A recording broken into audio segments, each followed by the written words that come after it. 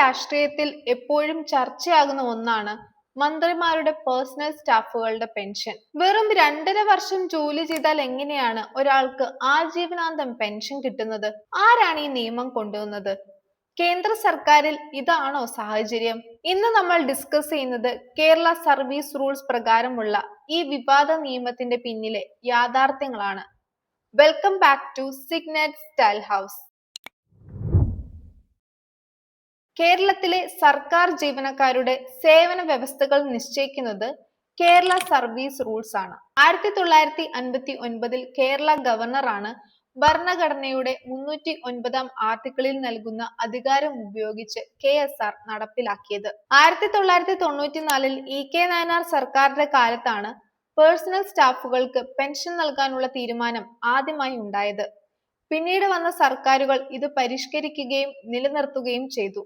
KSR part 3 pension സംബന്ധമായ ചട്ടങ്ങളിലാണ് ഇത് വരുന്നത്. 2021 പ്രത്യേക ഭേദഗതി പ്രകാരം 2 വർഷത്തിലധികം സേവനമനുഷ്ഠിക്കുന്നവർക്ക് പെൻഷന് അർഹതയുണ്ട്. നിലവിലെ പേഴ്സണൽ സ്റ്റാഫുകളുടെ ഒരു സാലറി സ്ട്രക്ചർ എങ്ങനെയാണെന്ന് നോക്കാം. പ്രൈവറ്റ് സെക്രട്ടറി, IAS ഉദ്യോഗസ്ഥർക്ക് തുല്യമായ സാലറി വരെ ലഭിക്കാം. അസിസ്റ്റന്റ്, ഡ്രൈവർ, പ്യൂൺ തസ്തികകളിലുള്ളവർക്ക് അവരുടെ ഗ്രേഡ് അനുസരിച്ച് 30,000 മുതൽ 80,000 വരെ ബേസിക് സാലറി ലഭിക്കും. DA, HRA, യാത്രാ അലവൻസുകൾക്ക് പുറമെ സ്പെഷ്യൽ അലവൻസുകൾക്കും ഇവർക്ക് അർഹതയുണ്ട്. കേരളത്തിലെ ഈ രീതിയും കേന്ദ്രത്തിലെ രീതിയും തമ്മിൽ വലിയ വ്യത്യാസമുണ്ട്. കേന്ദ്രത്തിൽ മന്ത്രിമാരുടെ പേഴ്സണൽ സ്റ്റാഫുകളെ നിയമിക്കുന്നത് സെൻട്രൽ സിവിൽ സർവീസ് റൂൾസ് പ്രകാരമാണ്. കേന്ദ്രത്തിൽ പേഴ്സണൽ സ്റ്റാഫുകൾക്ക് ഇത്തരത്തിൽ കുറഞ്ഞ കാലയളവിൽ സാറ്റുവേറ്ററി പെൻഷൻ ലഭിക്കുന്ന സംവിധാനമില്ല. അവർക്ക് ഒരു നിശ്ചിത കാലാവധി, സാധാരണയായി ഒരു 10 വർഷം സേവനമുണ്ടെങ്കിൽ മാത്രമേ പെൻഷൻ ആനുകൂല്യങ്ങൾ ലഭിക്കൂ. കേരളം മാത്രമാണ് ഇത്രയും ചുരുങ്ങിയ കാലയളവിൽ പേഴ്സണൽ സ്റ്റാഫുകൾക്ക് പൂർണ്ണ പെൻഷൻ ആനുകൂല്യങ്ങൾ നൽകുന്ന ഏക സംസ്ഥാനമെന്ന് സുപ്രീം കോടതി പോലും നിരീക്ഷിച്ചിട്ടുണ്ട്. കോടതിക്ക് ഇതിൽ ഇടപെടാൻ കഴിയുമോ? കഴിയും.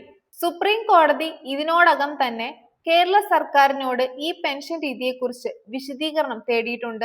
പൊതുപണം ദുരുപയോഗം ചെയ്യുന്നു എന്ന പരാതിയിൽ കോടതിക്ക് ഈ നിയമം പരിശോധിക്കാനും അസാധുവാക്കാനും അധികാരമുണ്ട്. സംസ്ഥാന സർക്കാരിന് ഏത് സമയത്തോ നിയമസഭയിൽ ഭേദഗതി കൊണ്ടുവന്നോ അല്ലെങ്കിൽ ക്യാബിനറ്റ് തീരുമാനത്തിലൂടെയോ ഈ 2.5 വർഷത്തെ പെൻഷൻ സംവിധാനം നിർത്തലാക്കാം.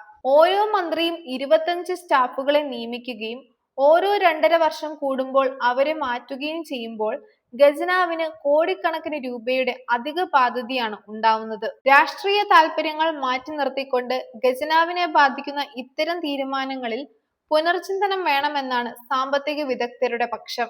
ഈ വീഡിയോ നിങ്ങൾക്ക് ഇഷ്ടപ്പെട്ടിട്ടുണ്ടെങ്കിൽ ലൈക്ക് ചെയ്യുക, ഷെയർ ചെയ്യുക, സബ്സ്ക്രൈബ് ചെയ്യുക. ഞങ്ങളുടെ ഇൻസ്റ്റാഗ്രാം, ഫേസ്ബുക്ക് പേജുകൾ ഫോളോ ചെയ്യുക. ഇതുപോലുള്ള ഇൻഫോർമേറ്റീവ് വീഡിയോസ് ഒക്കെ ആയിട്ട് നമുക്ക് വീണ്ടും കാണാം. ബൈ.